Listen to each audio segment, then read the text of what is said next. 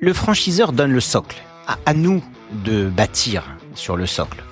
Le principe de gamification avec l'app, l'aspect digital, les points, on est début d'année 2026, ça a l'air évident.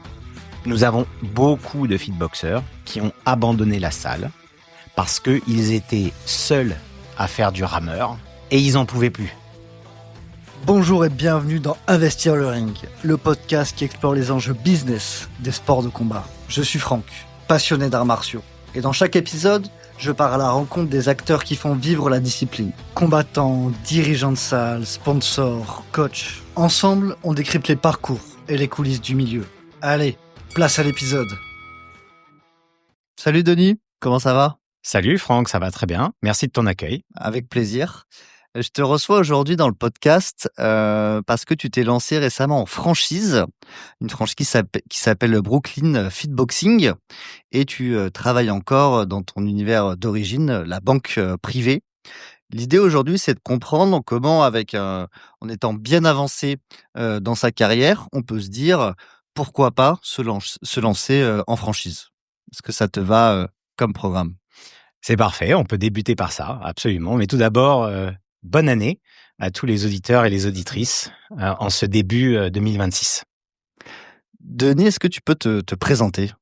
Alors, je suis quelqu'un d'éclectique, un peu touche à tout, et j'ai 54 ans. J'ai fait toute ma carrière dans la banque. Je travaille aujourd'hui pour une grande banque française. Mais je n'ai pas fait que ça. J'ai pris des petits breaks dans ma carrière. J'ai été notamment aux États-Unis pour devenir pilote d'avion professionnel. Voilà. J'ai beaucoup volé aux États-Unis, ailleurs. J'ai fait des voyages magnifiques aux commandes de mon propre avion. C'était très sympathique comme expérience. Et puis en ce moment, je suis stagiaire coach, c'est-à-dire que j'ai commencé une formation pour devenir coach sportif avec Damalis, qui est un organisme de formation qui se trouve à Pau, mais aussi dans d'autres villes de France et récemment à Paris. Donc, je salue au passage Didier, Franck et Gaël, qui sont des formateurs exceptionnels. Et donc, tu t'es lancé en franchise, Brooklyn Fitboxing. On parlera un petit peu plus en détail de la franchise en détail, ce qu'on y fait et comment ça tourne autour de la boxe. Mais voilà, à quel moment tu te dis que tu as envie de te lancer là-dedans ? Est-ce que tu avais cette envie d'entreprendre qui sommeillait depuis longtemps ? C'était quoi le cheminement intellectuel pour en arriver là ? Est-ce que, donc on va en parler après, mais c'est une franchise où on fait de la boxe, des cours de boxe. Est-ce que toi, tu avais déjà une pratique sportive avancée, par exemple ? Voilà, un peu comment c'est venu ? Alors, je crois que les mots que tu emploies sont absolument exacts. C'est un cheminement vers l'entrepreneuriat.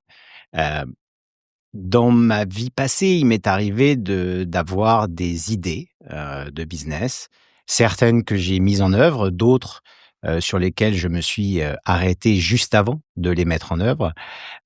Malheureusement, j'ai pas trouvé l'idée de génie. C'est-à-dire que je n'ai pas réussi à trouver l'application du siècle, le concept du siècle. Et donc, j'ai toujours hésité à me lancer dans l'entrepreneuriat. Et un jour, j'ai franchi la porte de Brooklyn Fitboxing en tant qu'adhérent au club qui se trouve dans le 15e arrondissement de Paris, à Convention. Et j'ai trouvé que le concept était absolument fantastique, absolument génial. Ça me convenait tout à fait. Les commentaires des abonnés et des adhérents qui étaient déjà à Convention étaient assez dithyrambiques sur le concept et sur l'expérience client. Donc, j'ai pratiqué pendant 1 an et demi, régulièrement, 2 à 3 fois par semaine.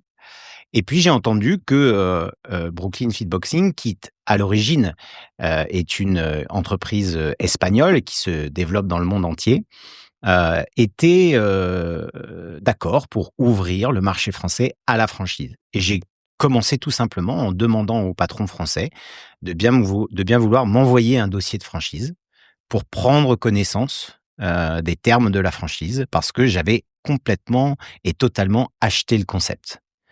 Et puis les choses se sont fait, petit à petit jusqu'à, aujourd'hui où effectivement j'ai la chance, de diriger avec, 2 associés, le club d'Alésia, qui se trouve avenue du Maine. Et sur la franchise, tu en as regardé d'autres ou tu as eu un peu un coup de cœur pour celle-là en tant qu'adhérent? Est-ce que c'était, voilà, j'ai envie d'entreprendre, bon, OK, j'ai pas l'idée du siècle, mais tiens, il y a plusieurs franchises, un fitness park, d'autres franchises qui existent dans cet univers-là? Alors Ou il y a effectivement beaucoup de franchises dans, le monde, du sport. Heu, Ceci dit, tu vas vite voir à travers la conversation que nous allons avoir sur le concept de la franchise, qui est très, très innovant. Et moi, j'avais pas du tout envie, de me lancer dans l'entrepreneuriat pour faire l'un des, 150 ou 200 fitness parks en France, ou, Basic Fit ou autres marques de sport, pour lesquelles d'ailleurs j'ai le plus grand respect, hein, mais qui ne correspondent pas du tout à ce que moi je souhaitais faire. Je pense que le concept de mmh, Brooklyn Fitboxing est extraordinaire, innovant, avec un caractère social, on va en discuter, ouais. qui me convenait, bien mieux que les autres, types de franchises dans le sport. Avant de rentrer plus en détail là-dedans, tu as cité le fait que tu étais avec plusieurs, personnes qui sont, associées avec toi dans ce projet. Est-ce que tu peux nous raconter comment s'est fait cette association? Oui, alors de manière, très simple, hein, mon associée, au capital, est ma compagne. Elle s'appelle Joëlle. Elle a beaucoup aimé le concept également. Elle a décidé de me suivre et de construire quelque chose ensemble. Et puis on a, un club manager, qui est un ami de longue date, qui, était disponible au moment où on a lancé, la franchise, avenue du Maine, et qui a rejoint l'aventure aujourd'hui en tant que club manager, mais qui pourrait, devenir, notre associé, en tout cas on l'espère, pour continuer la croissance et ouvrir d'autres clubs, à Paris ou en région. Et comment tu concilies cette activité, naissante, donc qui a commencé en septembre, avec ton métier actuel, dans la banque? Ça fait des longues semaines, j'imagine? Alors c'est très simple en fait, je travaille, à peu près entre 10 et 12 heures par jour pour la banque et tout le reste du temps, je le consacre, à Brooklyn Fitboxing. Donc je pense que voilà, j'ai la chance, de de peu dormir, 4 à 5 heures par nuit, et je travaille, 7 jours sur 7 et tous les week-ends pour la franchise. Donc j'arrive à concilier les 2, mais j'arrive à concilier les 2 parce que je ne suis pas seul, hein, parce que je suis épaulé, par Joël, par Vincent qui est le club manager, mais nous avons également, la chance d'avoir, 5 coachs, qui eux, ont vocation à faire vivre l'expérience client et donc avec une équipe de 8 à 9 personnes, c'est tout à fait possible, d'avoir 2 activités, en même temps. Très clair. Parlons justement désormais de ce concept, de la franchise. J'ai noté que ça avait été créé en 2014 en Espagne, à Madrid, et donc on est sur une activité qu'on peut appeler feedboxing, c'est-à-dire qu'on va, taper dans un sac pendant, 47 minutes. C'est, très précis. Est-ce que tu peux nous expliquer un petit peu, voilà, comment ça fonctionne? Quelle est l'idée? Est-ce qu'il y a de la musique? Est-ce qu'il y a des coachs? Voilà, un peu, Mmh. la promesse, en fait, la promesse utilisateur.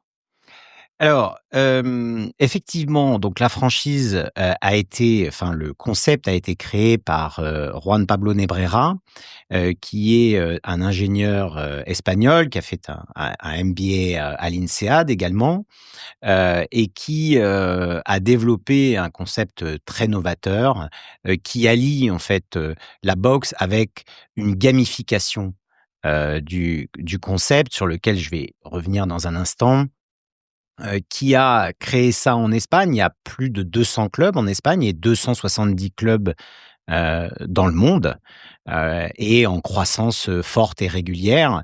À noter, hein, que c'est un concept qui, a survécu, au Covid et à Mmh. la fermeture de toutes les salles de sport et chapeau à à Pablo Nebrera pour avoir conduit son entreprise à travers des temps tumultueux. Juste une petite parenthèse, mais les 200 clubs en Espagne, c'est des franchisés ou c'est des succursales? Alors non, il y a des points de vente en propre, hein, des Mmh. clubs en propre et des clubs OK, franchisés. Voilà. d'accord. Et c'est comme ça à peu près partout dans le monde, puisque en France, il n'y a que 2 franchisés, un à Montpellier, et un à Paris que je représente. Le reste des clubs parisiens, que ce soit Convention, Arc de Triomphe, Pantin, Place de Clichy, sont des clubs en propre. D'accord. On pourra parler ensuite, après de ce mixte propre franchisé pour comprendre les tenants et les aboutissants. Mais revenons à l'activité en elle-même. Donc ça dure 47 minutes. Oui. Pourquoi cette durée? Alors, c'est un concept de fitboxing déjà, donc de la cardio box. Ça veut dire qu'il n'y a pas d'opposition, hein. C'est un point, central, par rapport aux autres invités que tu as reçus Mmh. sur ton podcast qui sont venus, expliquer qu'il y avait dans leurs cours, pour la plupart du temps, de l'opposition. Là, il n'y en a pas. Le sac ne répond pas, déjà. Donc c'est du sac, pendant 47 minutes au sac. Non, la séance est pour être plus précis, la séance est divisée en 2. La première partie de la séance, c'est du renforcement musculaire avec poids du corps et haltères. Et une fois que cette partie de renforcement musculaire est faite, il y a 8 rounds de boxe de 2 minutes, qui s'enchaînent avec, à peu près entre 45 secondes et 1 minute de répit, entre les rounds, et c'est cette partie-là qui est la partie, comme on dit en bon français, high intensity interval training, et qui est donc le cardio box, heu, qui, fait beaucoup travailler le cardio, et évidemment comme c'est de la boxe, tout ce qui est haut du corps, épaules, bras, et cetera, et cetera. Il y a une promesse quand on tape, Brooklyn Fitboxing sur Google, la première chose qui sort, c'est 1000 calories en 47 minutes. Oui, c'est 1 000 calories en 47 minutes. Ça dépend beaucoup, le nombre de calories, tu t'en doutes Franck, de la façon dont les, adhérents, pratiquent ce sport, hein.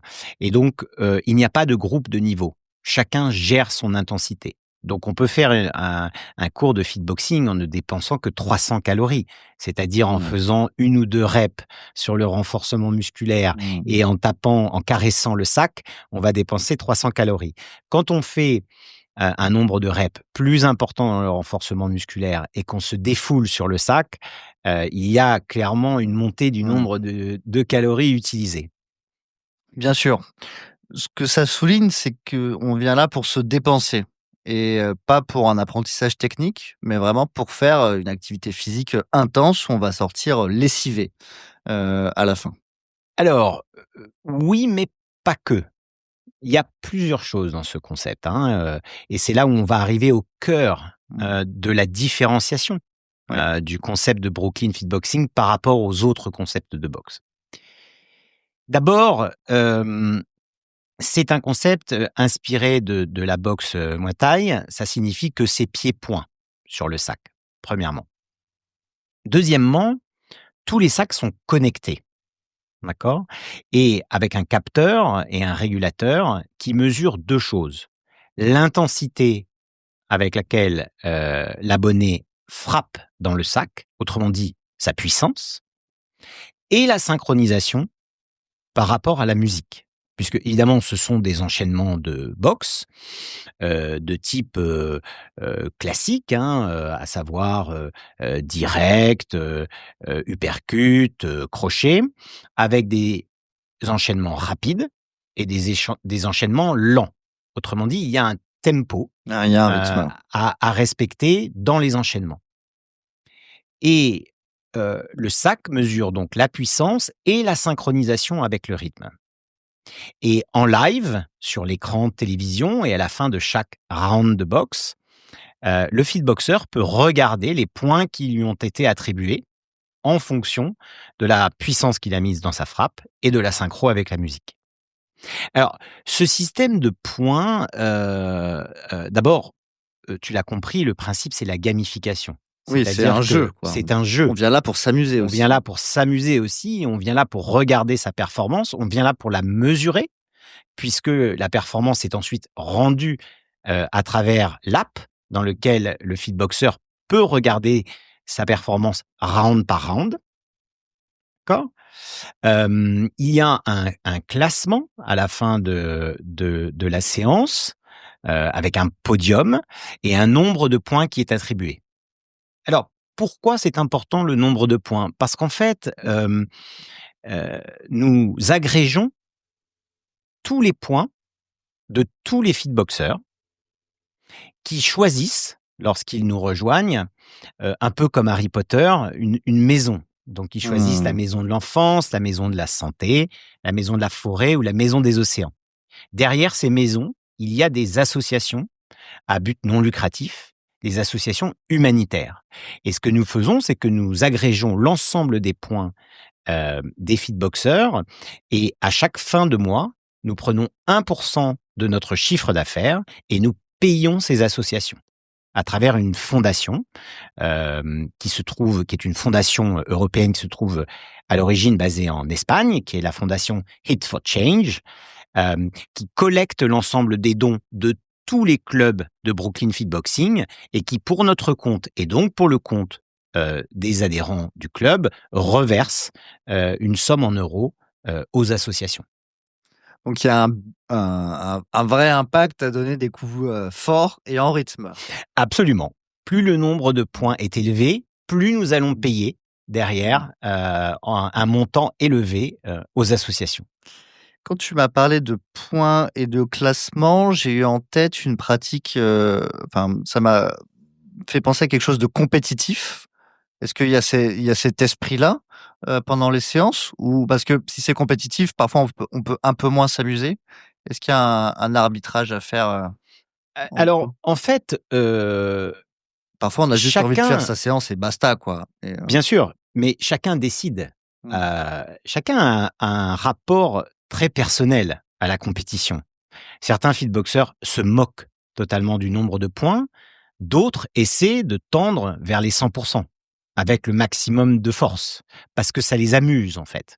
Et donc en fait, dans l'application, il y a aussi la possibilité de voir celui qui a le plus de points sur le challenge en cours, non seulement dans le club, mais aussi dans le monde entier. C'est-à-dire qu'il y a un classement où, par exemple, au club d'Alésia que j'ai le plaisir de diriger avec Joël et Vincent, nous avons 2 fitboxers, un homme qui se reconnaîtra, qui s'appelle Alou, qui est régulièrement dans le top 3 mondial en termes d'énergie dépensée, et Suzy, la même chose dans le top mmh, 3 mondial.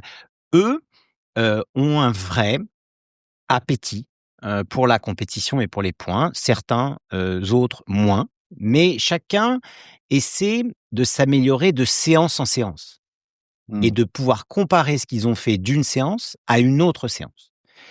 Ce qu'il faut voir, c'est que le challenge, comme on appelle ça, c'est-à-dire la combinaison renforcement musculaire et boxe, change tous les 15 jours pour des raisons évidentes, pour pas que les fitboxers s'ennuient bien à sûr. répéter toujours les mêmes gestes.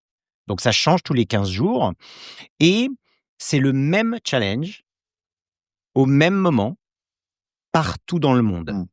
C'est communautaire. C'est communautaire. Ça veut dire quoi? Ça veut dire que nous sommes à Paris, un samedi. Si nous allons, à Madrid lundi matin, tous les 2, nous pourrons nous inscrire à une séance de fitboxing lundi matin à Madrid et nous ferons le même challenge que nous avons fait tous les 2 le samedi à Paris. Mmh. Ça permet de continuer l'expérience, au fil de ces déplacements. On a beaucoup de fitboxers qui voyagent, et qui s'inscrivent, soit en France, à Montpellier, par exemple, ou à Rome, à Berlin, à Milan, à Madrid, à Buenos Aires, possiblement, au Portugal aussi. Donc il y a beaucoup de pays et beaucoup de choix. Et c'est là que c'est intéressant parce que quand on va dans un fitness park à Paris ou, je sais pas, à Montpellier par exemple, bon finalement que ce soit celui-là ou un autre, c'est pas très différenciant. Alors que là, on peut se dire: «Ah tiens, j'avais vu, cette personne-là, de ce club-là qui avait plus de points que moi la semaine dernière. Peut-être que là, je vais le recroiser. Et je sais pas, on va échanger quelques mots, on va se reconnaître. Je sais pas si on peut mettre sa photo, par exemple. Bien sûr, il y a la photo sur l'app, si vous le souhaitez, hein, mettre une photo et qui permet de vous identifier et ce qui veut dire qu'en effet, on voit le visage et le ranking de Mmh. différentes personnes dans le monde, et c'est, très rigolo, en fait, la partie gamification de l'app est, également très, très bien faite puisqu'elle permet de gagner des récompenses. Par exemple, et le club, hein, pour, que nos auditeurs et nos auditrices aient bien ça en tête, il y a 20 au club d'Alésia, il y a 23 sacs. Mmh. Les clubs, en général, ont, pour les plus petits, 16 sacs et pour les plus gros, 24 sacs. Au-delà de 24 sacs, on n'ouvre pas de sacs, supplémentaires parce qu'on estime que c'est la taille minimum, pardon, c'est la taille maximum pour que le coach puisse faire, une séance, en offrant, un certain accompagnement personnel et pour faire une séance de qualité. C'est une personne par sac, j'imagine? C'est une personne par Mmh. sac, absolument. 23 sacs à Alésia, maximum en même temps. On parlait de ces différents clubs. Donc toi, tu es en franchise. Donc voilà, juste pour faire un rappel sur la franchise. La franchise est un système où il y a une personne qui développe une marque et qui va ensuite permettre à d'autres personnes de l'exploiter, si on veut vraiment extrêmement simplifier, les choses. Tu disais qu'il y avait des clubs qui étaient ouverts en propre, donc c'est-à-dire que c'est la personne qui a fabriqué la marque qui va lui-même, exploiter différents clubs et en franchise. Comment on explique cette cohabitation entre les 2 manières d'exploiter, une marque?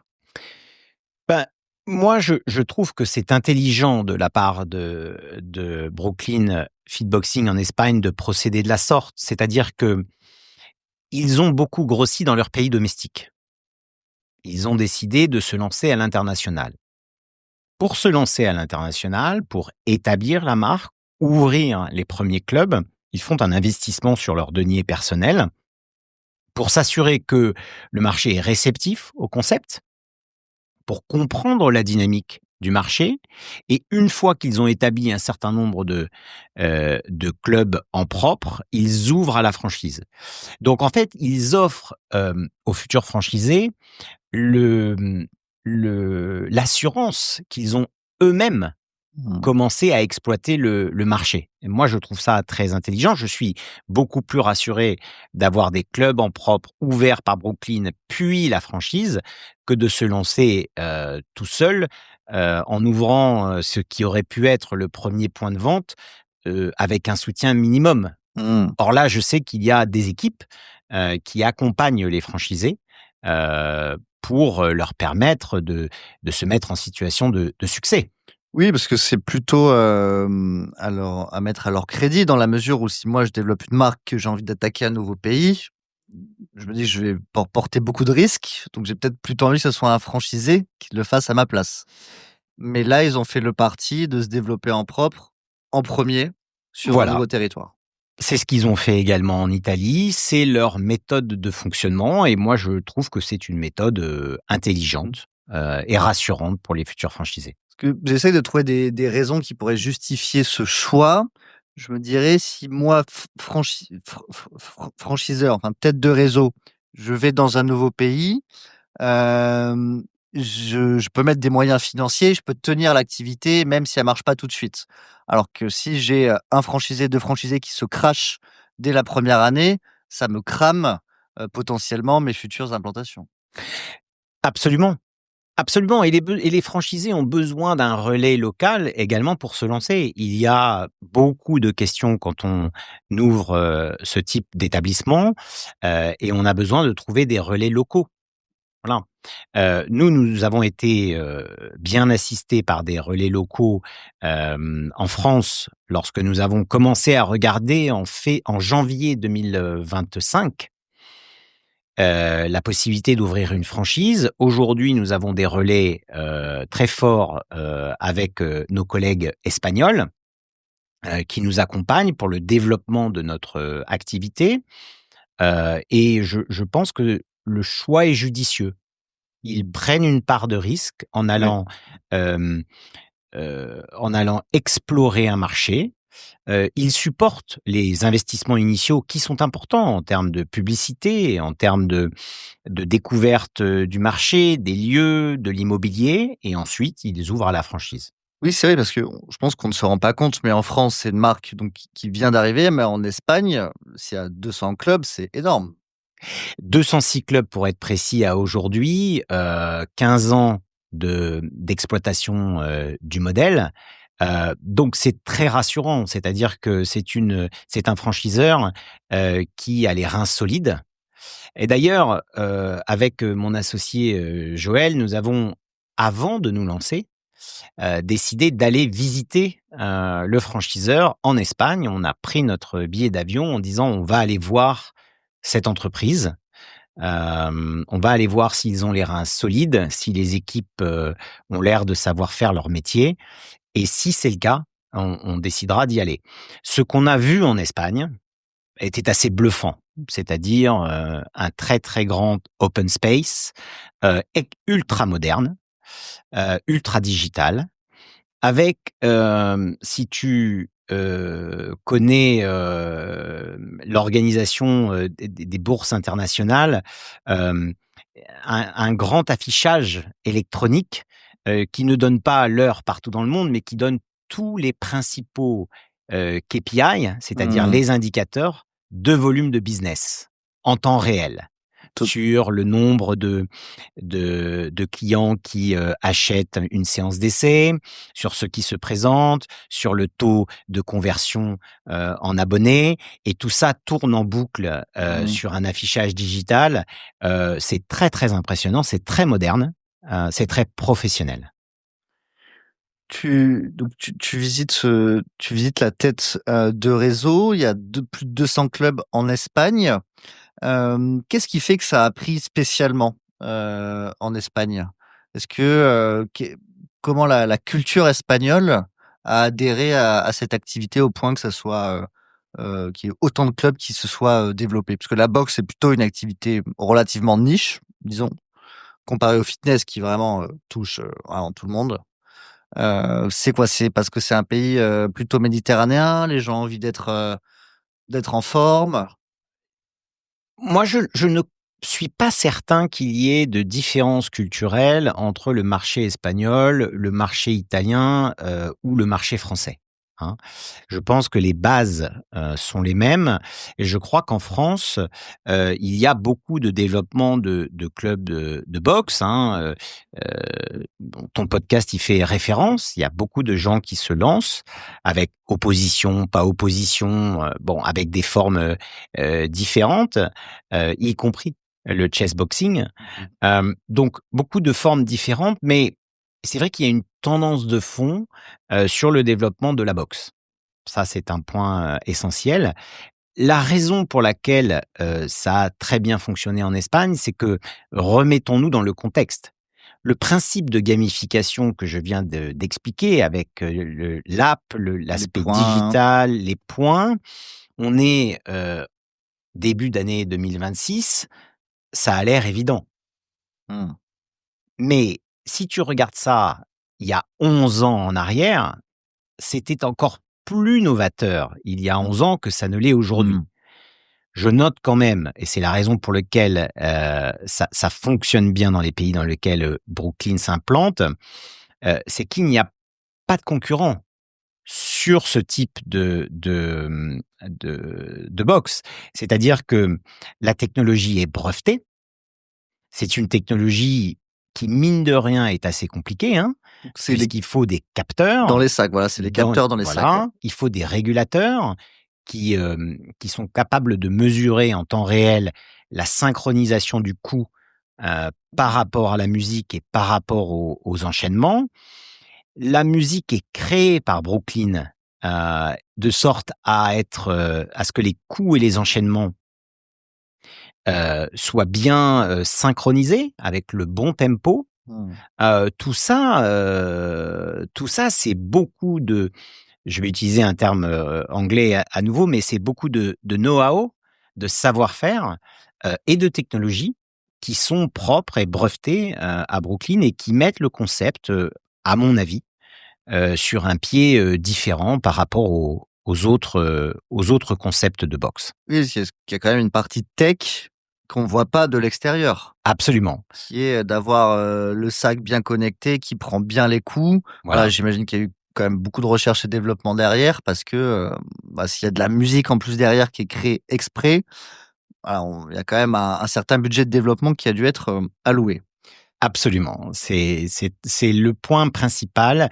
Ça allie donc l'aspect boxe, Muay Thai physique et se défouler. Tu l'as très bien dit parce que la plupart des fitboxers viennent se défouler, avec la technologie et la gamification digitale sur l'app. Voilà et tout ça est réuni en une expérience client, et c'est cette expérience client qui fait la différence et qui fait que, le succès que l'on connaît, notamment en Espagne. Il y a une chose dont on n'a pas parlé, c'est le prix. C'est quoi? On paye à la séance? On a un abonnement? Comment ça fonctionne? Alors, d'abord, gardons en tête que la salle n'est pas ouverte lorsqu'il n'y a pas de cours. Tous les cours sont avec un coach. C'est pas une salle d'entraînement où on On vient, vient pas comme ça, c'est pas un moulin, quoi. non, c'est pas un moulin. Ce sont des cours collectifs et c'est le principe des cours Mmh. collectifs, je l'ai dit, de 1 jusqu'à 23 maximum. Hem, le parcours client est le suivant. D'abord, il faut acheter une séance d'essai. On vient à sa séance d'essai et on est, équipé, c'est-à-dire que nous offrons les gants et les bandes.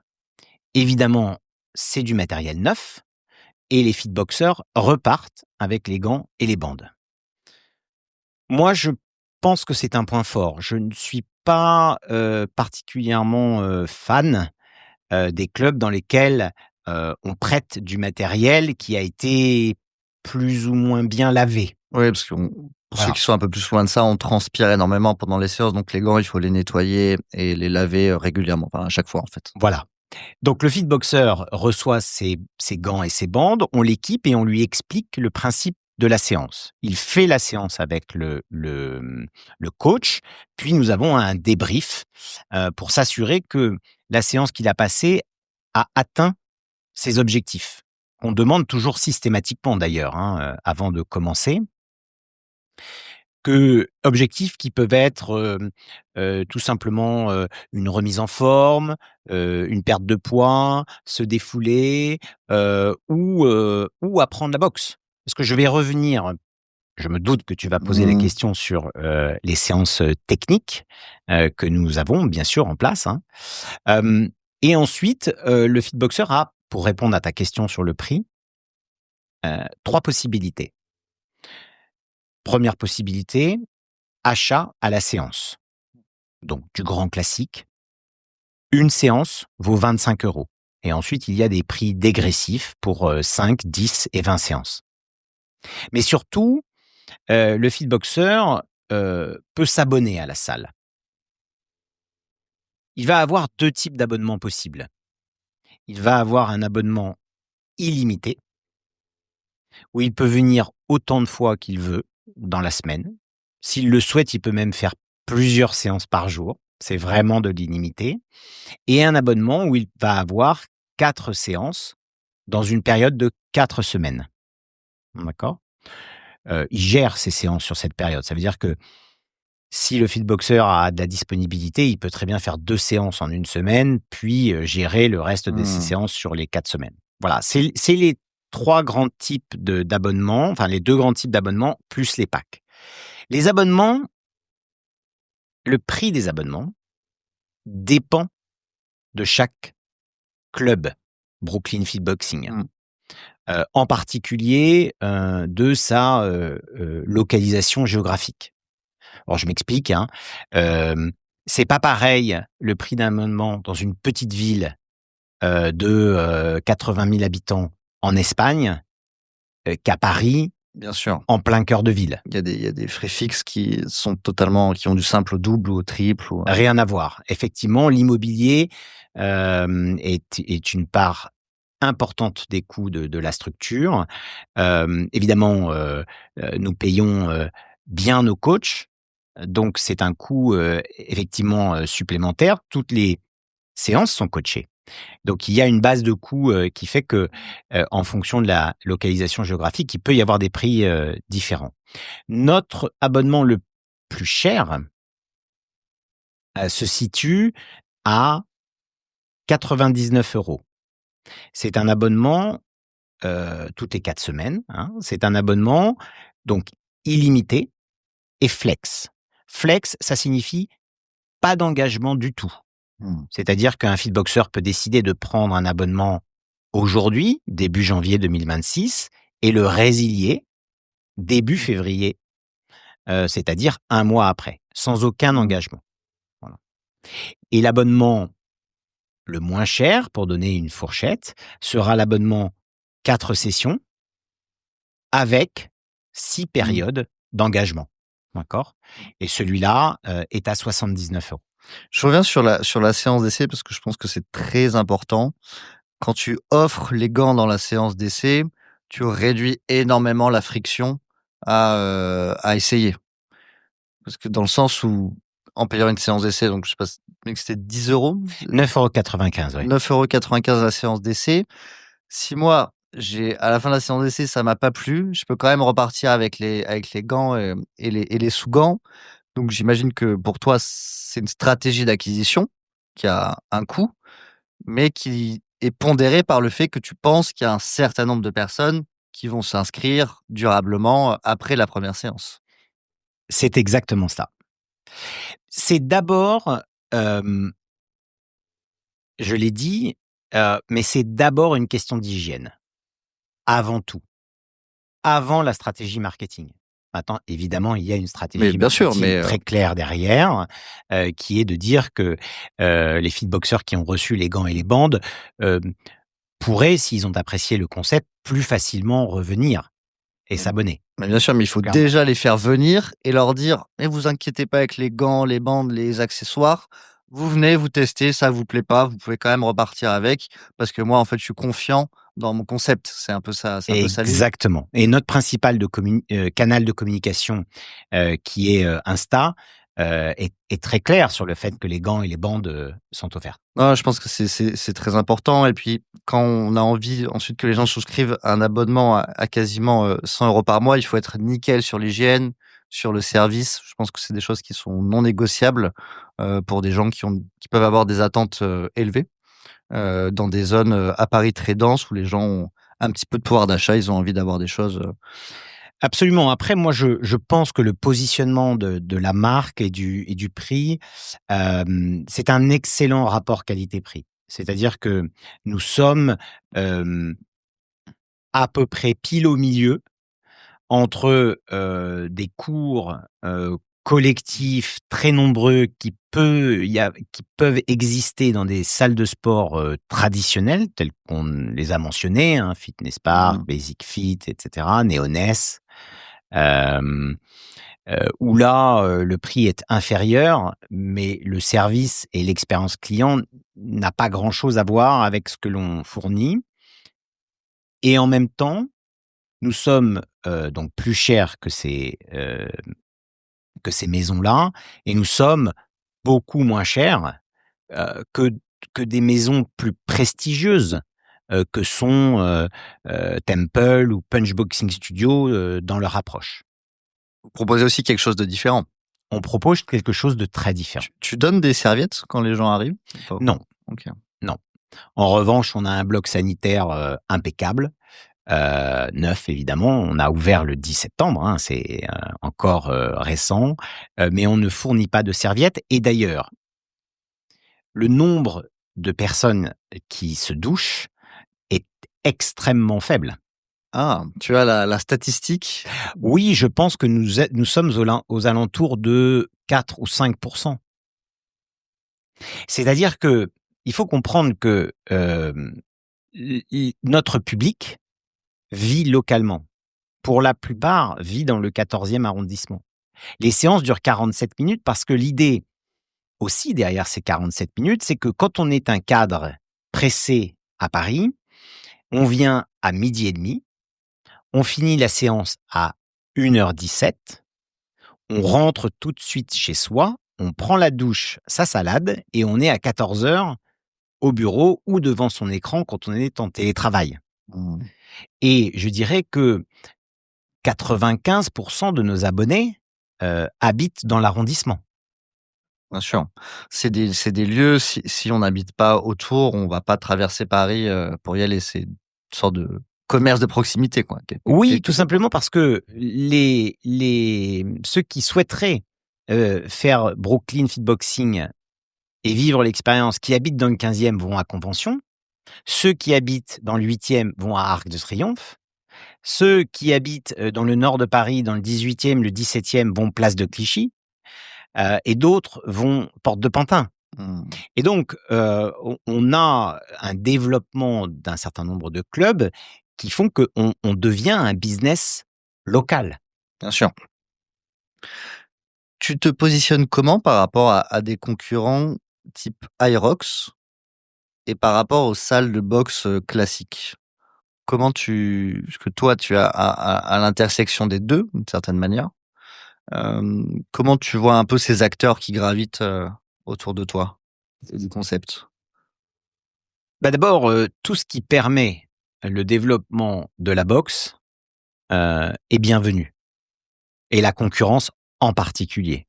Donc nous, on reste très au courant de ce qui se fait dans les autres salles, et si ça permet de faire grandir le marché de la boxe ou du fitboxing, en général, ça nous va très bien. Mmh. On se concentre, sur notre concept. C'est-à-dire que on se concentre sur la partie gamification, et sur l'apprentissage de la boxe. Parce qu'on n'en a pas parlé, on s'était promis de revenir sur le sujet. Nous organisons, des séances techniques où là, on ne compte pas les points, mais où, les fitboxeurs, pendant 1h30 d'affilée, se concentrent sur la meilleure façon de faire les coups. Et en fait, on leur apprend à boxer sur le sac. Heu, Moi, je pense que sans cet apprentissage, le fitboxing est juste un défouloir. Mmh. Quand on combine, heu, une séance avec, heu, une vraie dépense énergétique, combinée à de la gamification, combinée à des séances techniques dans lesquelles on apprend à faire les coups, là, on offre une expérience complète, en fait. Et puis tu tiens les gens parce que les gens vont se dire: «Ah, j'ai commencé à bien savoir faire mon coup de poing, j'ai envie d'aller plus loin, j'ai envie de savoir faire un crochet, j'ai envie de savoir faire un Exactement. uppercut» et tu crées un espèce de cheminement sportif. Alors non seulement ça, mais aussi, lorsqu'ils reviennent après une séance technique et qu'ils font mieux les coups, ils s'aperçoivent, que, leurs frappes sont plus puissantes, car Mmh. mieux effectuées, et en fait, ils constatent les progrès directement sur leur application en disant: «Mais comment se fait-il que j'ai tapé beaucoup plus fort?» Et tu as tapé beaucoup plus fort parce que tu as tapé bien mieux Mmh. dans ton sac. Donc on voit la progression. Et la progression, c'est quelque chose de très important. Nous, on dit que, pour voir les effets, du fitboxing, il faut à peu près 2 séances par semaine. Voilà, où là, on commence vraiment à voir les résultats et le développement. Bon, évidemment, il faut s'abstenir de boire trop d'alcool et de manger trop de pizza entre 2 séances, on est d'accord? Sinon, on verra rien du tout. Mais à partir du moment où on a une hygiène de vie correcte, à 2 séances par semaine, il y a des résultats tangibles. Et les gens, tu disais que les gens venaient, on leur demandait quels étaient leurs objectifs et c'est quoi l'objectif principal qui ressort? C'est la remise en forme? L'objectif principal, c'est un entraînement sportif qui pendant lequel ils ne s'ennuient pas. Nous avons beaucoup de fitboxeurs qui ont abandonné la salle parce qu'ils étaient seuls à faire du rameur Mmh. et ils en pouvaient plus d'être seuls. Oui, puis c'est pas la même ambiance aussi. C'est pas du tout la même ambiance. Il faut voir que, comme je le disais, tous les cours sont collectifs et du coup, ça crée une émulation entre les fitboxeurs qui est, vraiment très intéressante. À ce propos, Brooklyn Fitboxing se définit comme un social sports club. C'est-à-dire qu'il y a une communauté qui se crée. Mmh. D'ailleurs, sur l'app, il y a un petit réseau social interne. Alors, c'est pas une messagerie, hein, mais quand on se connecte avec d'autres fitboxeurs qu'on a vus pour la deuxième, troisième, quatrième fois, toujours sur le même créneau, une fois qu'on réserve sa séance, on voit la séance à laquelle s'est inscrite son ami. Donc on peut, gérer son emploi du temps pour se retrouver avec des amis sur la même séance à travers l'app. Mmh. Oui, je pense que c'est important cet aspect où on crée du lien parce qu'effectivement, quand on va à la salle, de sport, je sais pas, on va faire sa séance de muscu, on peut y aller pendant des années et ne jamais dire bonjour, enfin, si dire bonjour aux gens, mais ne jamais créer de lien avec qui que ce soit et ça me permet de rebondir. Cet aspect social, je trouve, j'ai l'impression qu'il s'est développé également dans les clubs de running, qui est une activité qui est tout de même assez solitaire à l'origine et on voit de plus en plus de clubs, les clubs, Adidas ou même des clubs, de quartier un peu informels pour aller courir le dimanche matin et aller et terminer à la boulangerie tous ensemble. C'est exactement ça. C'est pour ça aussi qu'il y a, des clubs de roller où les gens font des sorties ensemble. Parce que pratiquer une activité sportive, seul, c'est, moi je trouve, un peu passé de mode. Donc les gens aiment se retrouver, c'est vrai qu'en ce sens, Brooklyn Fitboxing a trouvé, si je puis dire, la formule magique sur la Mmh. façon d'animer les clubs et de ramener les gens ensemble. Et ce système de points et de comparaison les uns par rapport aux autres, ça fait beaucoup parler, en positif, pour regarder, qui a mieux performé. Donc il y a un aspect performance aussi qui est Mmh. intéressant. On a beaucoup parlé du concept. Si on revient plus sur l'aspect, franchise et développement de la franchise, comment ça s est-ce que tu peux nous expliquer un peu le process de sélection? Comment on passe de l'étape: «J'ai envie d'ouvrir un club» à, «J'ai signé le document, me permettant de le faire»? Est-ce qu'il y a un process? On passe des entretiens? C'est comme avoir un CDI, Presque, presque? Plus presque, dur, j'imagine? presque. Hem, En fait, heu, ce que Brooklyn recherche principalement à travers ses franchisés, c'est d'identifier, hem, ceux qui sont et ceux qui seront le plus engagés sur, la volonté de faire, de leur business un succès. Et je crois qu'ils sont, ils sont très regardants, sur, est-ce que la boxe est un sport pratiqué? Est-ce que la personne qui, se propose d'ouvrir la franchise, Brooklyn Fitboxing est lui-même ou elle-même client à un moment de la franchise? Hein? Donc je prends l'exemple, qui est le mien, mais qui est l'exemple d'un autre franchisé qui ouvrira, bientôt à Paris. Nous avons pratiqué chez Brooklyn pendant 1 an et demi avant de se décider de se lancer. Donc on a été identifiés, le franchiseur savait combien de fois par semaine on Mmh. s'entraînait. Nous sommes allés pour notre part à Madrid voir les équipes, mais eux nous ont vus aussi. Donc c'était une évaluation mutuelle, Mmh. des conditions d'exploitation. D'un point de vue strictement process, donc on commence par signer un document d'information précontractuel dans lequel on a des éléments sur la franchise, sur l'exploitation, sur le chiffre d'affaires attendu, la rentabilité attendue, enfin bref, l'expérience de la franchise du franchiseur dans ce domaine, c'est de nous fournir un certain nombre d'informations qui nous permettent d'évaluer la rentabilité, du business, et surtout la durée dans le temps qu'il va falloir Mmh. pour, la durée nécessaire pour devenir, rentable. Ensuite, je pense qu'il est assez logique que le franchiseur se pose des questions sur la surface financière, du franchisé qui va devoir investir, hein, un certain nombre enfin un argent, parfois conséquent, hein, pour, Ouais, on va ouvrir le club. Je pense qu'on en reparlera. Et ensuite, il y a, dans le processus, la réservation d'une zone, dans laquelle, donc vous payez, hein, de mémoire, de 12 000 € pour réserver une zone qui vous est attribuée, zone dans laquelle vous allez chercher un local. Voilà.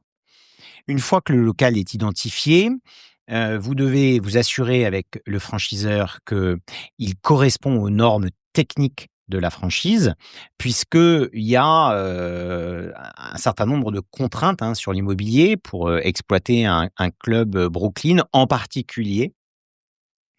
La nécessité d'avoir une surface d'exploitation d'environ, 140-150 m², près, Tout sans poteaux. Non, juste le floor. Oui, parce qu'ensuite tu as un Voilà, peu après il y a les d'accueil. vestiaires, il y a OK, mais l'accueil, absolument. 150 m² où on fait la séance, quoi. Voilà, où on fait la séance. Sans poteaux, d'accord? Pour que, l'expérience client, soit la meilleure, avec un visuel sur le coach, un visuel sur, l'écran géant qui, Mmh. qui, heu, qui redonne la séance, hein, en live. Ça, c'est la contrepartie d'avoir un aspect, points et compétition. Ah oui, il faut Mmh. pouvoir entre les rounds se rapprocher de l'écran Mmh. géant pour voir combien on a fait, Mmh. sur le round. Donc pendant les 45 secondes ou la minute, entre les rounds pour récupérer, on voit généralement tous les feedboxers tourner vers l'écran pour dire combien j'ai fait OK. à ce round. Voilà. Et alors les contraintes techniques, donc 150 m² pour pouvoir poser la structure qui est autoportée, hein. Ça signifie qu'elle est en place avec les sacs qui sont accrochés et ce sont les 23 sacs et le poids des sacs, qui, font, la stabilité de la structure. Donc je comprends qu'il faut que tu aies un minimum d'auteur sous plafond également? Absolument. Et la hauteur sous plafond, idéale, c'est 3 mètres. Ah, c'est beaucoup 3 mètres. C'est C'est beaucoup 3 mètres. C'est pour c'est ça un que c'est pas facile de trouver des ouais, locaux qui sont toujours adaptés, en particulier, dans Paris. 3 mètres de hauteur sous plafond, pour donner un exemple, ce serait un appartement haussmannien avec des volumes généreux. Exactement. C'est la plus de 3 mètres de hauteur sous plafond, c'est vraiment un appart où le plafond est vraiment haut, quoi. Voilà. Alors pourquoi? Eh ben, la structure en elle-même est pas si haute que ça, mais on a besoin de place, pour insonoriser la salle. Mmh. Parce qu'il y a la musique, il y a la voix du coach et il y a le son, produit par, les feedboxers lorsqu'ils frappent Mmh. dans le sac. Donc on a besoin, de d'isoler, hein, la salle, et on utilise pour cela, du matériel isolant qui donc prend, de la Ouais. place, hein, entre la structure et le plafond, et donc qui nécessite, hein, que le plafond soit à 3 mètres. Ça, c'est la première chose et puis on a aussi, des limiteurs de son, comme dans les boîtes de nuit, le limiteur va mesurer à la fois le niveau sonore global et le niveau par bande de fréquence et donc il va couper les bandes de fréquence, Mmh. pour, respecter, hein, le voisinage et la norme, réglementaire sur le sujet. J'imagine que tu as de la clim et de la ventilation également qui passe, parce Absolument. qu'il faut pas que ça pue, hein, en fait, tout simplement, hein? Et ben tout Enfin, simplement, c'est ça. C'est-à-dire que le club est, climatisé, bien évidemment. Les 2 postes principaux en termes de prix, hein, dans la construction et l'aménagement d'un club de fitboxing, c'est l'isolation et la clim. Alors, c'est ce qui coûte le plus cher. pour approfondir sur ces éléments, financiers, quand toi, en tant que franchisé, tu souhaites, ouvrir, une salle, il va falloir, tu as plusieurs éléments financiers à prendre en compte. Tout d'abord, le franchiseur, il va te dire, voilà, pour ouvrir, un club, ça coûte, allez, moi j'avais noté 350 000 €. Dans cette somme-là, il va y avoir ce qu'on appelle un droit d'entrée en franchise. Donc c'est la somme que le franchisé paye au franchiseur pour avoir le droit, d'exploiter la marque et d'ouvrir au nom de sa marque. Mmh. Comme le franchiseur veut des gens sérieux, il va demander un apport personnel, initial. J'avais noté 60 000 €. C'était une donnée publique, hein, je révèle pas de secret. Est-ce que tu peux nous dire comment financièrement ça fonctionne? Tu parlais également de 12 000 € pour réserver une zone. Est-ce que tu peux nous expliquer quels sont les ordres de grandeur à avoir en tête? Pourquoi ça coûte environ 400 000 € d'ouvrir un club? Pourquoi l'apport personnel, c'est 60 000 € et pas 30 000? Voilà, est-ce que tu peux nous expliquer un peu j'allais dire tambouille financière, mais dans ce schéma financier? Oui, alors, il y a beaucoup de choses à prendre en compte. Quand je parlais de 12 000 € pour réserver une zone, gardons en tête que cette somme, est déductible du prix, du droit d'entrée, hein, dans D'accord. la franchise. Donc elle est pas comptée 2 fois. Elle n'est pas comptée 2 fois, bien évidemment. Heu, Ce qu'il faut voir, c'est que le coût d'ouverture d'un club dépend énormément du montant des travaux. Voilà.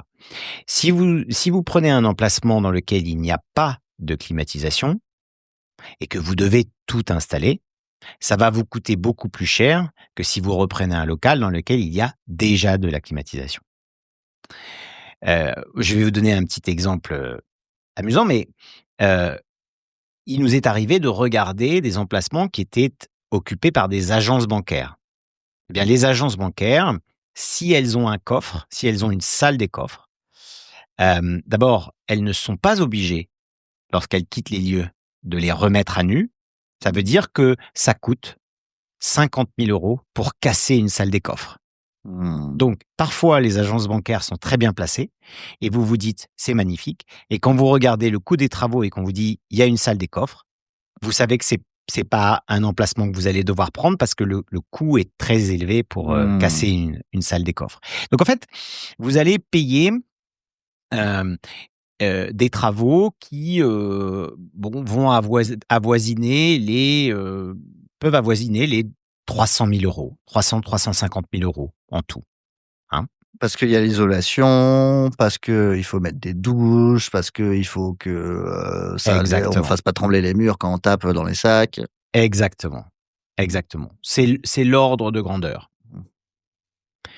Hem, alors, le bon, je suis tenu à des normes de confidentialité vis-à-vis du franchiseur sur, le montant précis, de la franchise, mais nous sommes dans, quelque chose de tout à fait traditionnel dans la franchise. C'est-à-dire que chaque mois, en fonction du chiffre d'affaires, le franchiseur, me réclame des royalties, qui est un pourcentage du chiffre d'affaires, et nous sommes dans la moyenne, de la franchise, hein. Rien d'exceptionnel, ni particulièrement bas, donc ni particulièrement, élevé.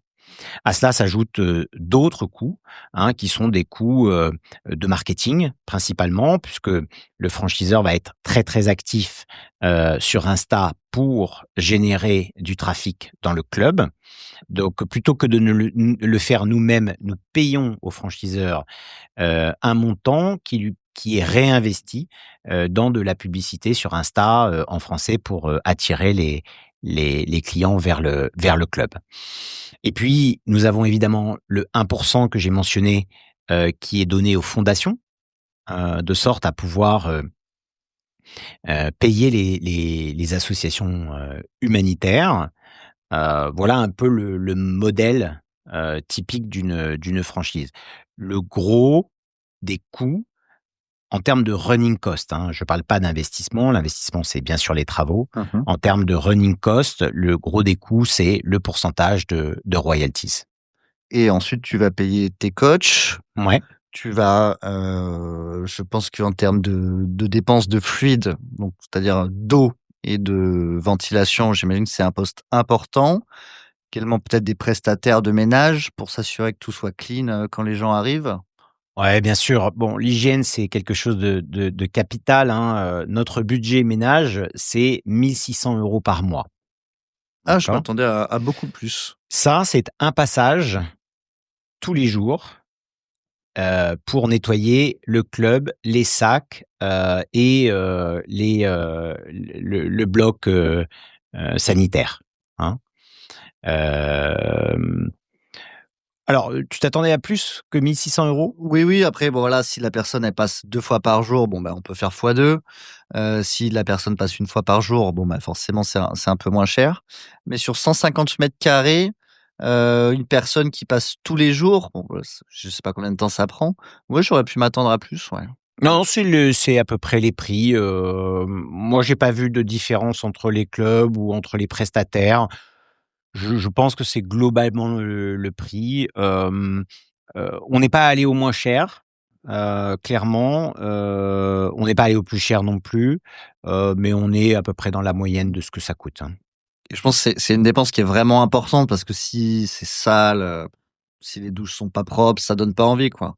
Non mais, alors il se trouve que, c'est l'un des fers de lance de mon associé, Joël que j'ai mentionné qui, ne déroge jamais à la Mmh. règle de la propreté. Donc, ça c'est vraiment très important pour nous. Et ça, ces exigences, donc, elles vous sont propres, mais le franchiseur a également, son pas son mot à dire, mais donne des instructions ou des consignes, assez claires. Il te dit: «Voilà, si tu veux exploiter une salle sous ma marque, il faut que le ménage soit fait tous les jours». Heu, Alors oui, on a un manuel d'utilisation, de la franchise en fait, hein.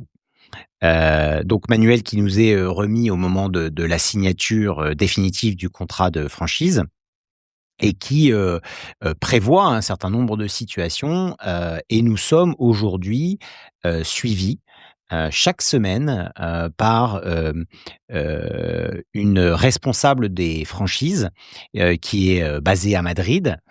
Bonjour Raquel, et qui s'assure, que nous, respectons le manuel d'utilisation. Elle n'est pas là pour vérifier. Elle est là parce qu'elle sait qu'en appliquant le process, qui a été défini par le franchiseur, on aura les meilleurs résultats. Donc elle ne vérifie pas seulement que, parce qu'on pourrait lui raconter, n'importe quoi. Raquel, elle est mmh, pas à Paris, elle est à mmh. Madrid, donc elle ne va pas venir voir, demain matin si le club est propre. En revanche, elle va nous lister à peu près une trentaine d'actions que l'on doit mener de façon quotidienne ou de façon hebdomadaire, de telle façon à rendre l'expérience client, Mmh. la meilleure possible. La propreté du club en fait partie, mais pas que. C'est-à-dire, c'est le contact avec les feedboxers avant qu'ils, viennent à la séance d'essai. C'est ne jamais laisser un feedboxer qui a acheté une séance d'essai et qui n'a pas réservé son cours plus de 72 heures sans communication message. C'est animer le club avec, des informations sur, les coachs, des informations sur les horaires, des invitations sur les divers événements qu'on peut faire avec les associations, et cetera, et cetera, et cetera. Et ça, certains le verront comme une contrainte. Nous, on a la modestie de se dire que ça a été pensé intelligemment, ça a 11 ans d'expérience, et je crois que Brooklyn a formulé un concept et une façon de l'exploiter qui fonctionne. Donc si on le suit, ça devrait fonctionner. Mmh. En fait, ce suivi par le franchiseur, c'est un peu ça peut refléter ta manière dont tu te vois en tant qu'entrepreneur. C'est-à-dire qu'il y a des entrepreneurs, c'est, leur business, c'est leur bébé et personne ne doit leur dire, ce qu'ils ont à faire. Toi, tu es dans une posture, plus ouverte, parce que la franchise apporte, un cadre. Donc, est-ce que ça entre un peu en confrontation avec ton esprit entrepreneurial? Voilà un peu, comment tu l'accueilles? Alors, pas du tout. Moi, je trouve que c'est la base. C'est-à-dire qu'il nous donne la base et nous, on rajoute sur cette base. Ça ne nous empêche pas d'être plus intelligents ou d'adapter le modèle, Local. au système local et au système français et à la culture française, hein. Hem, heu et on le voit dans tout, y compris dans le marketing et dans la façon de s'adresser aux clients, dans les publicités qui sont, rédigées parfois à partir de l'Espagne, qui collent pas tout à fait au marché français et que l'on refait, parce qu'il y a une responsable de la communication en France qui nous permet d'adapter, la communication. Le franchiseur donne le socle. À nous de bâtir sur le socle, et de s'assurer que, on a un degré de liberté, sur, ce que l'on fait pour, améliorer l'expérience client.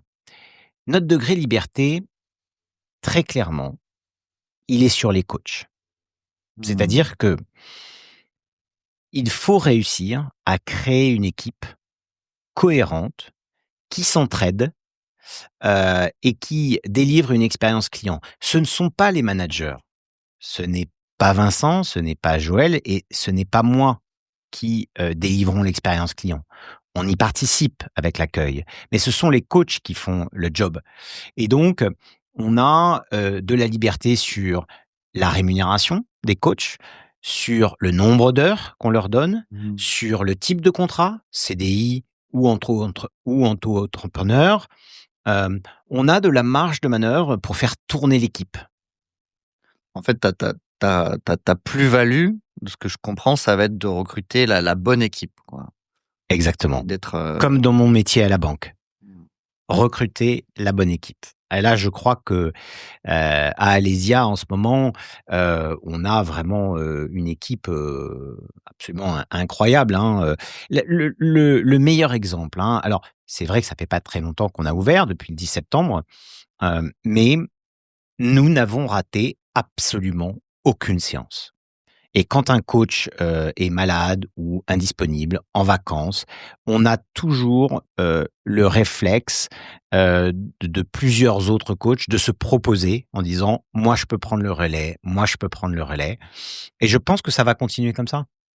Et quand on commence à, vous savez, quand on commence à annuler des séances parce que les coachs ne sont pas disponibles, ça sent pas bon. Ouais, ça grève l'expérience, Mmh. client, clairement.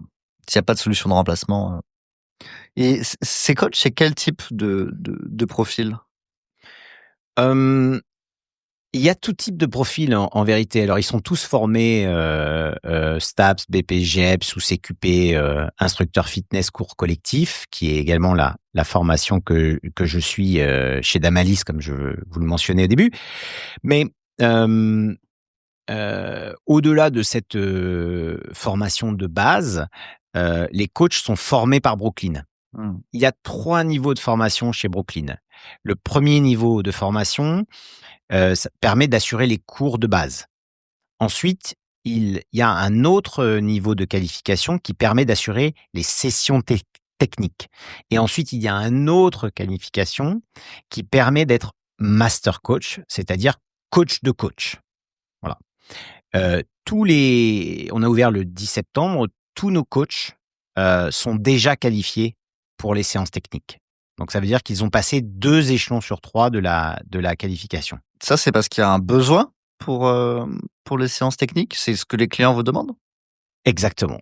OK. Les clients nous demandent, une fois qu'ils se sont bien amusés à 1 ou 2 séances, ils nous disent: «Bon, quand est-ce que je vais apprendre à vraiment bien taper dans le sac?» Mmh. Donc il y a une forte demande D'accord. sur les sessions techniques et c'est pour ça qu'on a qualifié, tous les coachs. Ça typiquement, ça peut être une spécialité locale? Disons Ou que non, c'est général? disons que c'est Ah généralisé, d'accord, OK. mais le sujet, c'est à quelle fréquence on fait des sessions techniques, Mmh. est-ce que c'est quelque chose que, on pousse ou pas auprès des adhérents? Ouais. Voilà. Nous, on en fait beaucoup la promotion parce qu'on pense qu'il est très important qu'au-delà de l'expérience ludique, du fitboxing, on forme, les adhérents, d'abord pour qu'ils frappent mieux, ensuite pour éviter tout risque de blessure. Mmh. En tout cas, ça nous paraît très important la formation. Et pour revenir sur, Franck, sur ta question, 1re, donc il y a des coachs qui ont un job, hem, ailleurs, que, chez nous, qui travaillent d'abord dans d'autres salles possiblement. Ensuite qui sont coachs à domicile.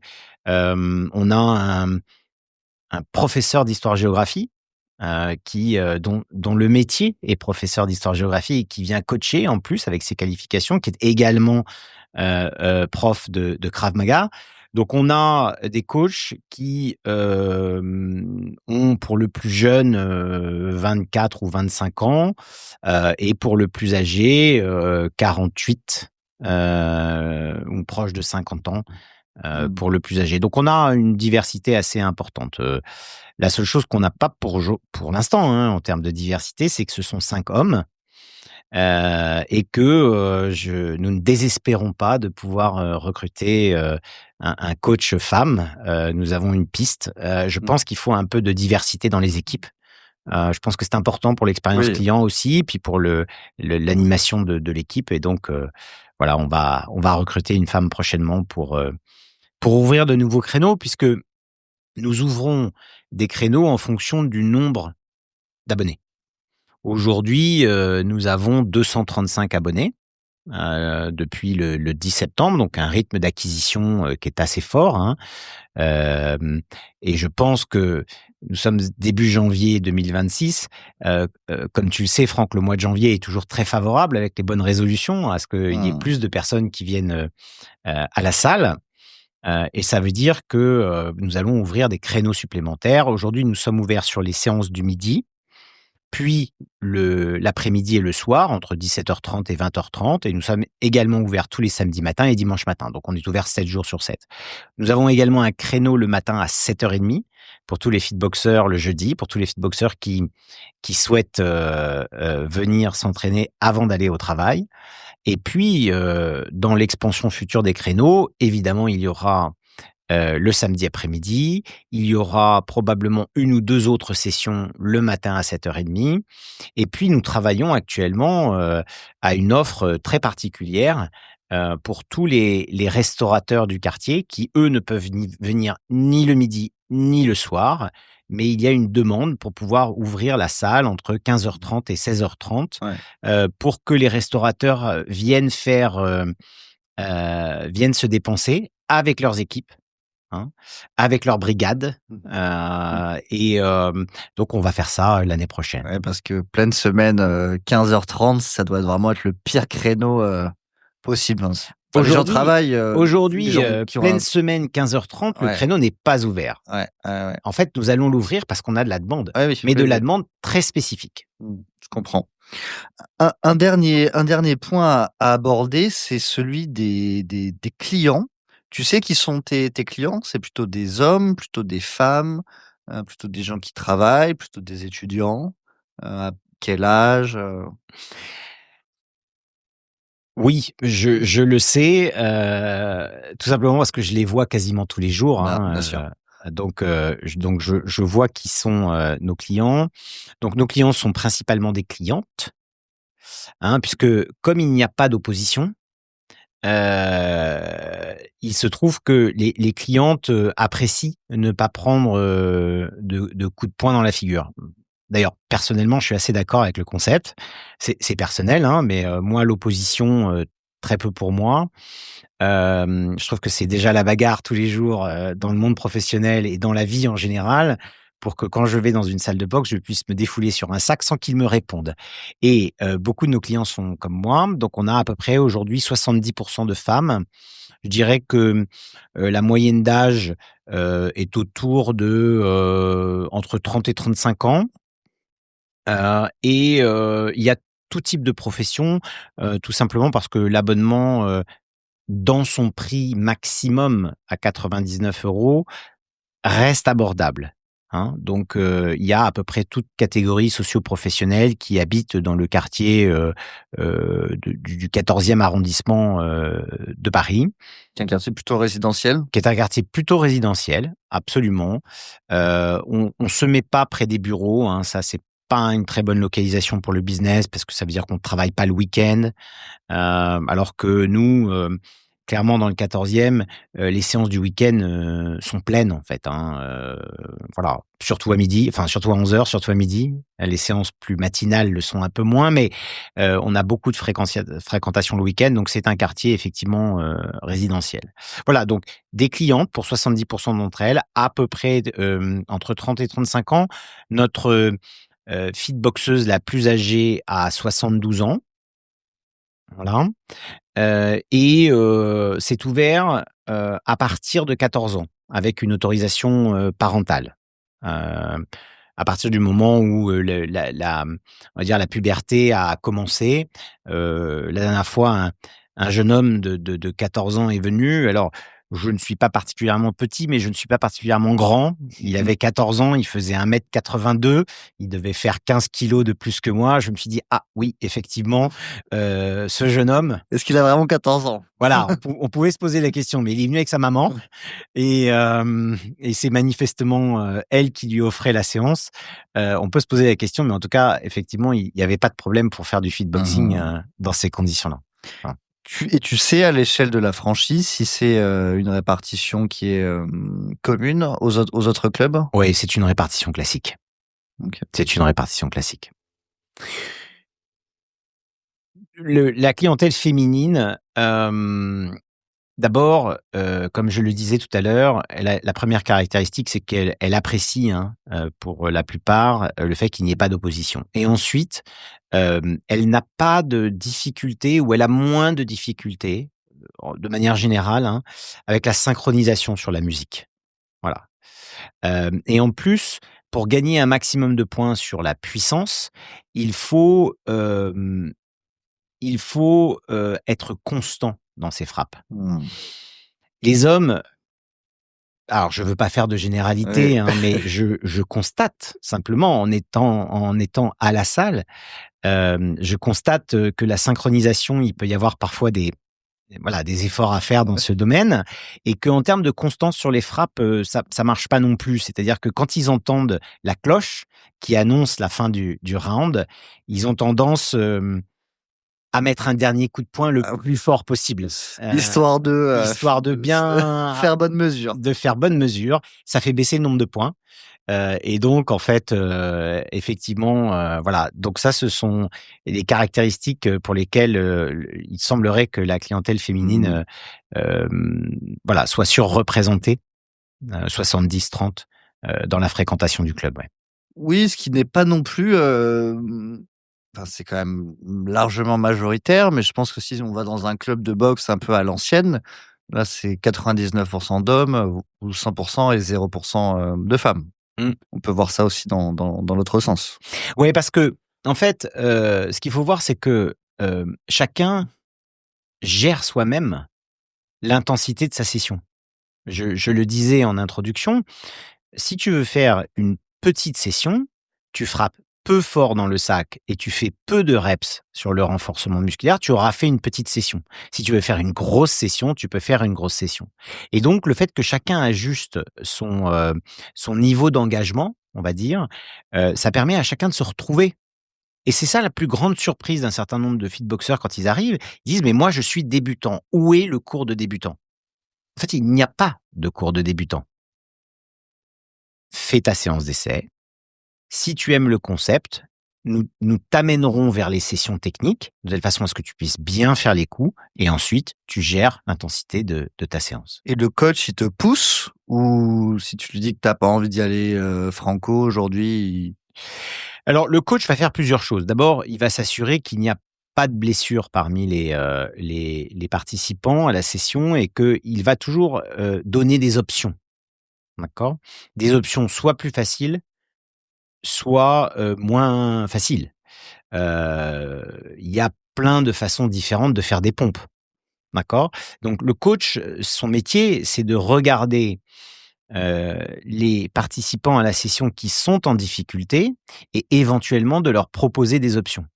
Le coach, il ne pousse pas, il entraîne, mmh, il tire vers le haut c'est peut-être et ensuite il vérifie qui suit et qui ne suit pas et si ça ne suit pas, il propose des options. OK, donc on a le choix, quoi. C'est pas le coach un peu à l'ancienne qui, même s'il voit que tu es pas en forme, il va te crier dessus ou Non, mais, en fait, les mots que tu utilises, sont les bons. Hem, En fait, je faisais le lien avec pourquoi ça plaît autant aux femmes aussi. Parce que bon, parfois les hommes nous enfin, bon, on va pas faire de généralité, mais parfois, avec le coach, il te va te pousser parce que tu es un mec, tu dois être dur et cetera. Alors que si on est dans là, des coachs qui sont plus à l'écoute, c'est plus intéressant, ça peut intéresser un public plus large. oui, mais il faut pas se tromper, hein, Franck. C'est-à-dire que, le système c'est pas le coach Oui, qui pousse les fitboxeurs. D'abord, comme je te disais, il les entraîne, mais surtout, c'est le système de points. oui. qui pousse chacun à regarder sa propre performance. Oui, en fait, tu es contre toi-même. Tu es contre toi-même. Et donc, le coach t'entraîne, non pas en te disant tu dois être fort, mais il sait que à chaque fin de round, tu vas vérifier sur l'écran ta propre performance. D'accord ? Et donc, il se passe toujours la même chose. C'est-à-dire que le participant va se retourner vers son sac pour le round d'après en se disant « je vais faire mieux ». Donc, c'est une motivation personnelle. Le coach, lui, il est là pour donner le tempo, donner le rythme, donner les bons coups. Et sur le renforcement musculaire, oui, il incite à ce que les participants n'arrêtent pas 5 secondes ou 10 secondes avant la fin, en fait, en disant il reste 10 secondes, il reste 5 secondes, allez, vous me faites encore 2 répétitions. Voilà, c'est ce genre de choses. Je pense qu'il faut savoir doser. Parce que certains pourraient se sentir un peu oppressés dans l'effort. Je crois que les coachs font bien ça. Non, très clair. Denis, merci beaucoup. On a très largement dépassé la durée prévue, mais il y avait plein de choses à dire. Donc merci de nous avoir partagé cette expérience. Merci beaucoup, Franck, de m'avoir reçu. Et puis, Brooklyn Fitboxing sur Insta, vous trouverez tous les renseignements. Super. Merci, Denis. Merci. Merci à toi pour ton écoute. J'espère que ça t'a plu. Si c'est le cas, je t'invite à mettre 5 étoiles à ce podcast, à le partager avec un ami, un collègue ou quelqu'un de ta famille. Et je te dis à la prochaine pour un nouvel épisode.